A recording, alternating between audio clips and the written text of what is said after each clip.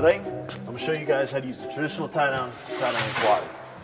First, you got to find your tie down.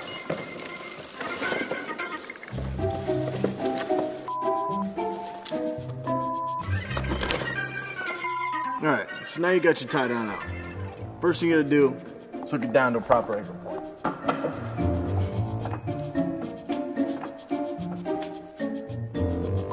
Once you get the back done, then you got to tie down your front.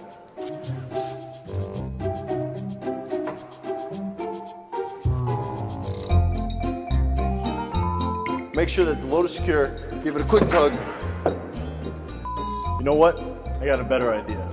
Get yourself a QuickLoader. Problem solved.